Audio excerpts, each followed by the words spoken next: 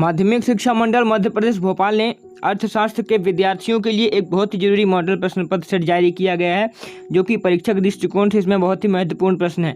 क्योंकि पिछले model set हमने देखे थे, एक पॉलिटिकल साइंस का और दूसरा अकाउंट का।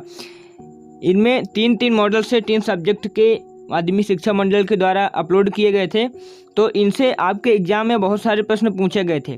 तो ये मॉडल सेट का अर्थशास्त्र का दूसरा सेट है, जो कि आपको पहले सेट की लिंक आप डिस्क्रिप्शन बॉक्स में मिल जाएगी, तो आप उस वीडियो को देखिए, क्योंकि इन्हीं मॉडल सेट से आपके क्वेश्चन आने की बहुत संभावना है अर्थशास्त्र में भी, पिछले विषयों की अपेक्षा। तो चलिए हम स्टार्ट करते हैं।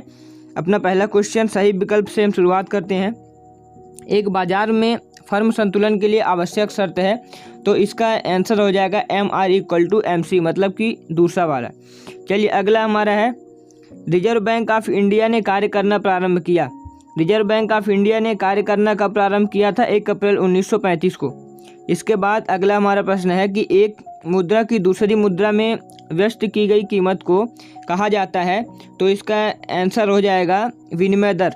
चलिए अगला देखते हैं, प्रत्यक्ष कर का उदाहरण है, तो इसका आंसर हो जाएगा आयकर। इसके बाद हमारा है, आधार वर्ष का निर्देशांक सदैव होता है 100। चलिए इसके बाद रिक्त स्थान की पूर्ति देखते हैं, तो रिक्त स्थान में आ जाता है गुणक का आकार उपभोग प्रवृत्ति पर निर्भर करता है। दूसरा है, पत्र मुद्रा निर्गमन का अधिकार रिजर्व बैंक का होता है। इसके बाद हमारा अगला क्वेश्चन है कि संतुलन में दृश्य व अदृश्य दोनों मदें सम्मिलित रहती हैं, तो कौन से संतुलन में रहती हैं? भुगतान संतुलन में दृश्य अदृश्य दोनों मदें सम्मिलित रहती हैं। मंदी के समय डैश डैश डैश बजट बनाना चाहिए, मंदी के समय घाटे का बजट बनाना चाहिए। इसके बाद सूचकांक की रचना करने से पूर्व उसका डैश डैश डैश स्पष्ट होना चाहिए, तो उसका उद्देश्य स्पष्ट होना चाहिए, यहाँ पे उद्देश्य हो जाएगा। चलिए अगला क्वेश्चन हम देखते हैं, सत्य क्या है? रिजर्व बैंक किसी भी कंपनी के अंश खरीद सकती है, ये असत्य है, नहीं खरीद सकती। भारत पेट्रोलियम का निर्यातक देश है, ये भी असत्य है।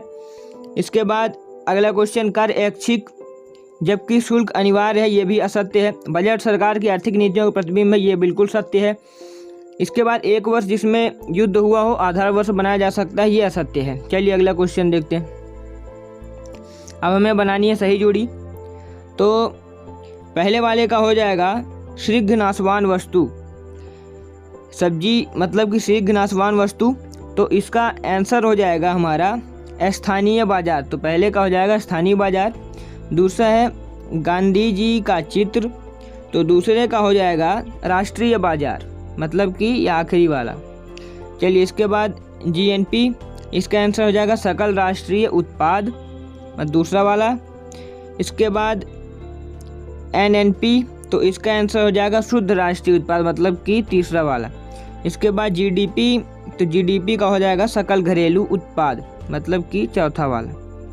चलिए ऑब्जेक्टिव क्लियर हो गया। अब इसके बाद एक शब्द में उत्तर की तरफ आते हैं। पूंजीवादी अर्थव्यवस्था में केंद्रीय समस्याओं का समाधान किसके द्वारा किया जाता है? तो पूंजीवादी अर्थव्यवस्था में केंद्रीय समस्याओं का समाधान कीमत यंग द्वारा किया जाता है। किसके द्वारा? कीमत यंग द्वारा। आप इसको कॉपी में लिख लीजिए। इसके बाद जापान की मुद्रा का नाम क्या है? जापान की मुद्रा का नाम है येन, जापान की मुद्रा का नाम। चलिए अगला क्वेश्चन हम देखते हैं, संसद में बजट कौन पेश करता है? तो संसद में बजट जौन है तो वित्त मंत्री पेश करता है। इसके बाद आर्थिक बैरोमीटर किसे कहा जाता है? आर्थिक बैरोमीटर निर्देशांक को कहा जाता है। इसके बाद अगला क्वेश्चन है, सहसंबंध की गणितीय विधि का प्रतिपादन किसने किया था? सहसंबंध की गणितीय विधि का प्रतिपादन किसने किया था? तो सहसंबंधी गणितीय विधि का प्रतिपादन कार्ल पियर्सन ने किया था। किसने किया था? कार्ल पियर्सन ने। चलिए अगला क्वेश्चन हम देखते हैं, व्यष्टि एवं समष्टि अर्थशास्त्र एक दूसरे के पूरक है, समझाइए। देखिए व्यष्टि अर्थशास्त्र में क्या होता है, किसी एक विशेष चीज के बारे में अध्ययन किया जाता है, और समष्टि अर्थशास्त्र में समस्त चीज़ों का अध्ययन किया जाता है। तो ये दोनों एक दूसरे के बिल्कुल पूरक है, क्योंकि व्यष्टि में किसी विशेष का अध्ययन किया जाता है, समष्टि में पूरे का अध्ययन किया जाता है। व्यष्टि अर्थशास्त्र किसे कहते हैं? व्यष्टि अर्थशास्त्र उसे कहते हैं जिसमें किसी एक विशेष बिंदु के ऊपर अध्ययन किया जाता है, उसे व्यष्टि अर्थशास्त्र कहा जाता है। अगला हमारा क्वेश्चन है कि पूंजी एवं स्टॉक में अंतर को स्पष्ट कीजिए। पूर्ति एवं स्टॉक, देखिए पूर्ति का आशय वस्तु की उस मात्रा से होता है जो वास्तव में बाजार में एक निश्चित कीमत पर विक्रय के लिए तय की गई है।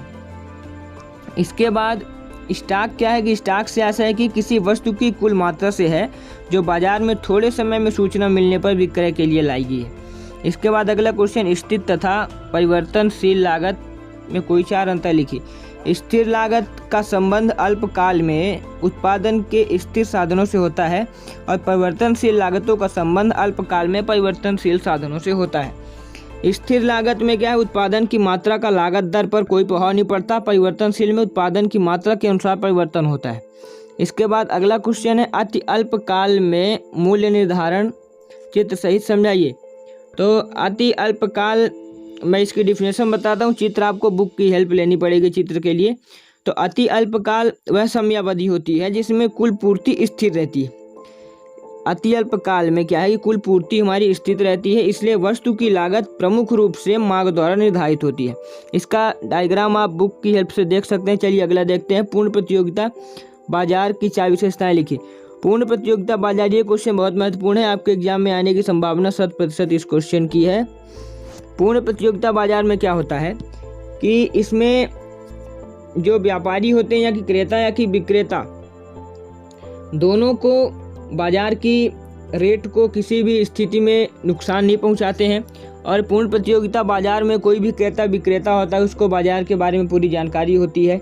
अगर मान लीजिए कि एक दुकान में कोई चीज़ 10 रुपये में विक्रय हो रही है तो अगले दुकान में भी उस चीज़ की कीमत 10 रुपये ही होगी। तो ये तात्पर्य होता है प्रतियोगिता, पूर्ण प्रतियोगिता बाजार से। इसके बाद हमारा क्वेश्चन है कि से का बाजार नियम लिखिए। तो से का बाजार नियम ये बताता है कि उत्पादन ही वस्तुओं के लिए बाजार तैयार करता है। दूसरे शब्दों में कहें तो पूर्ति आपकी मांग स्वयं उत्पन्न कर लेती है। उत्पादन प्रक्रिया काल में ही अर्थव्यवस्था में इतना क्रय शक्ति का सृजन हो जाता है कि समस्त उत्पादित माल बिक जाता है, अतः कुल पूर्ति सदैव कुल मांग के बराबर होती है। चलिए इसके बाद अगला क्वेश्चन हमारा है, उपभोग फलन को प्रभावित करने वाले किन्हीं 4 तत्वों को लिखिए। तो इनको प्रभावित करने के 4 तत्व हैं, प्रदर्शन प्रभाव, दायित्व प्रभाव, अप्रत्याशित लाभ एवं हानियाँ, राजकोषीय नीति, ब्याज की दर, आय का वितरण। इसके बाद भुगतान संतुलन में असंतुलन के 4 कारण लिखिए। भुगतान संतुलन में संतुलन के 4 कारण है कि प्रदर्शन का प्रभाव, प्राकृतिक कारण, मृदा स्फीति, जनसंख्या में तीव्र वृद्धि, भारी मात्रा में उधार लेन देन। इसके बाद अगला क्वेश्चन, अंतर्राष्ट्रीय व्यापार की 4 हानियाँ लिखिए। अंतर्राष्ट्रीय व्यापार की हानियाँ इस प्रकार से हैं कि विदेशों पर निर्भरता, राशि पतन का भय, अंतर्राष्ट्रीय मदद को बढ़ावा, राजनीतिक हस्तक्षेप, देश में एकांकी विकास। चलिए अगला क्वेश्चन देखते हैं कि करारोपण के 4 उद्देश्य लिखिए। करारोपण के 4 उद्देश्य इस प्रकार से हैं कि नियमन का नियंत्रण, आय प्राप्त करना, आर्थिक विषमता को काम करना, राष्ट्रीय आय में वृद्धि। इसमें राष्ट्रीय आय में वृद्धि के अंतर्गत क्या है कि कर इस प्रकार लगाया जाता है कि व्यक्तियों की काम करने की क्षमता और इच्छा, बचत तथा विनियोग की क्षमता एवं इच्छा पर अच्छा प्रभाव पड़े। चलिए अगला है हमारा, सामाजिक लाभ की 4 कसौटियाँ लिखिए। सामाजिक लाभ की 4 कसौटियाँ हैं जैसे कि शांति एवं सुरक्षा, सामाजिक कल्याण की गणना, वितरण में सुधार, उत्पादन में वृद्धि। चलिए अगला देखते हैं, सहसंबंध क्या है, धनात्मक एवं ऋणात्मक सहसंबंध के बारे में लिखिए। सहसंबंध हमारा होता है कि सहसंबंध 2 चरों के बीच पाए जाने वाले संबंध की माप है। मतलब कि मैं कह सकता हूँ कि 2 चर के बीच जो संबंध पाया जाता है तो उनका माप हम बोल सकते हैं कि सहसंबंध है। प्रो किंग के अनुसार क्या कहा गया है कि 2 चरों के मध्य कार्य कारण संबंध को ही सहसंबंध कहते हैं। अब धनात्मक व ऋणात्मक सहसंबंध या कि ऋणात्मक भी सहसंबंध इसको बोलते हैं। देखिए, यदि एक चर में वृद्धि या कमी होने पर दूसरे चर में भी वृद्धि या कमी हो तो सहसंबंध धनात्मक होता है। मान लीजिए कि किसी एक चर में वृद्धि हो रही है, इसकी अपेक्षा दूसरे चर में भी वृद्धि हो रही है, तो ये जो यहाँ पर सहसंबंध होगा तो ये धनात्मक सहसंबंध होगा। इसके बाद अगला है कि इसके विपरीत दोनों चरों में विपरीत दिशा में परिवर्तन हो तो उसे ऋणात्मक संबंध कहते हैं, ऋणात्मक सहसंबंध कहा जाता है। चलिए अगला देखते हैं, माध्य विचलन किसे कहते हैं, वो इनके 2 गुण लिखिए। माध्य विचलन श्रेणी के सभी पदों के निरपेक्ष विचलनों का माध्य होता है। अंतर स्थान करते समय सभी पदों को धनात्मक लिया जाता है। इसके 2 गुण हैं कि यह अपकिरण की सरल व विश्वासकीय की नीति हो।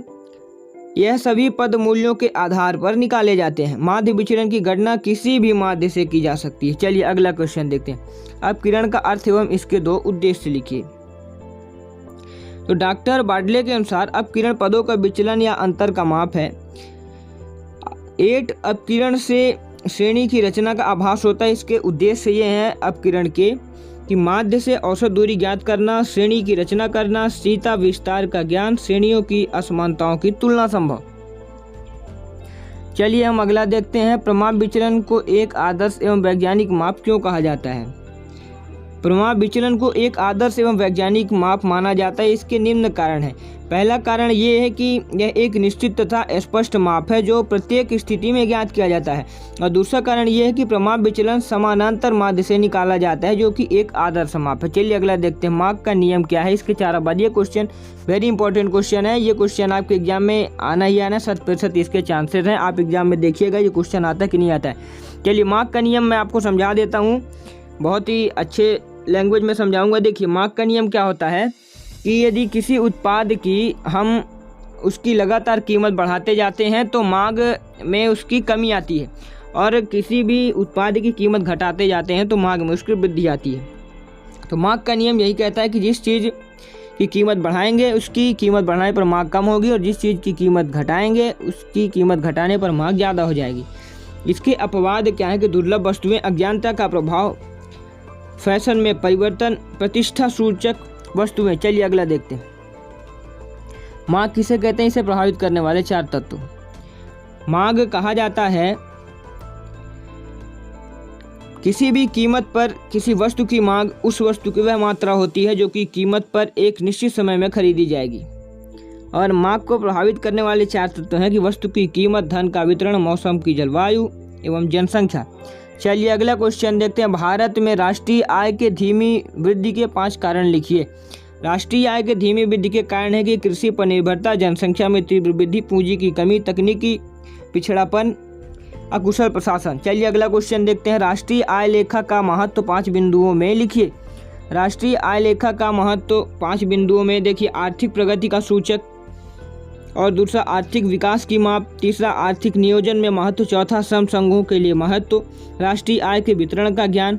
चलिए अगला क्वेश्चन हम देखते हैं कि गुणक के रिसाव का क्या अर्थ है। इसके रिसाव के 3 प्रमुख कारण लिखिए। व्यवहार में अनेक कारण ऐसे होते हैं जो कि प्रारंभिक विनियोग में वृद्धि के परिणाम स्वरूप कुल आय में होने वाली कई गुना वृद्धि में बाधा उत्पन्न करते हैं। इन्हें गुणक के रिसाव कहा जाता है। एक बार और देखते हैं कि व्यवहार में अनेक कारण ऐसे होते हैं जो प्रारंभिक विनियोग में वृद्धि के परिणाम स्वरूप कुल आय में होने वाली कई गुना वृद्धि में बाधा उत्पन्न करते हैं। इन्हें गुणक का रिसाव कहा जाता है। और गुणक रिसाव के कारण है कि व्यक्ति अपनी बढ़ी आय के एक भाग से पुराने का भुगतान कर देते हैं। दूसरा, आय वृद्धि के एक भाग के आयातित वस्तुओं के उपभोग पर व्यय कर दिया जाता है। चलिए अगला देखते हैं, पूर्ण रोजगार किसे कहते हैं। इसके महत्व 3 बिंदुओं में लिखिए। एक पूर्ण रोजगार से आशय है कि यदि जो भी व्यक्ति रोजगार करना चाहता है तो उसको रोजगार उपलब्ध कराना, ये इनके पूर्ण रोजगार से आशय है। अगला इसका महत्व है कि बेरोजगारी की समाप्ति हो जाती है, आर्थिक विकास होता है, सामाजिक वातावरण में सुधार आता है, न्यूनतम आवश्यकताओं की पूर्ति होती है। चलिए अगला देखते हैं, बजट की परिभाषा एवं इसकी 4 विशेषताएं लिखिए। तो बजट की परिभाषा, बजट एक ऐसा प्रपत्र है जिसमें सार्वजनिक आय एवं व्यय की एक प्रारंभिक प्रस्तावित योजना होती है। इसके बाद इसकी विशेषताएं हैं कि व्यय समाप्ति का नियम, बजट अवधि, मदों के प्रकार, बजट का आधार, रोकड़ राशि, उद्देश्यों पर आधारित। चलिए अगला देखते हैं, बजट के 5 उद्देश्य को स्पष्ट कीजिए। तो इसके उद्देश्य हैं आर्थिक नियंत्रण, राजकोषीय उपकरण, आर्थिक स्थिरता, प्रशासकीय कुशलता और योजना से संबंधित। चलिए अगला देखते हैं, निर्देशांक आर्थिक बैरोमीटर के समान होते हैं, समझाइए।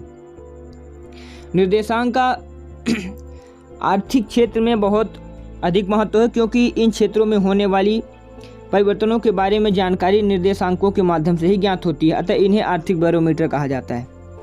अगला हमारा क्वेश्चन है कि आर्थिक जगत में ही इनका महत्व को समझाइए। तो इसका महत्व है इस प्रकार से कि कठिन तथ्यों को सरल बनाते हैं, जीवन स्तर का तुलनात्मक अध्ययन करते हैं, व्यापारियों के लिए उपयोगी होता है, सरकार की मौद्रिक नीति के निर्धारण में सहायता करता है। निर्देशांक किसे कहते हैं, इनके चरण लिखिए। निर्देशांक ऐसे सापेक्षिक गणितीय अंक हैं जो कि अर्थव्यवस्था के किन्हीं चरों में किसी समय विशेष में हुए परिवर्तन को किसी समय पिछले समय की तुलना में प्रकट करते हैं। चलिए एक बार और देखते हैं। निर्देशांक ऐसे सापेक्षिक गणितीय अंक हैं जो किसी अर्थव्यवस्था के किन्हीं चरों में किसी समय विशेष में हुए परिवर्तन को किसी अन्य पिछले समय की तुलना में प्रकट करते हैं।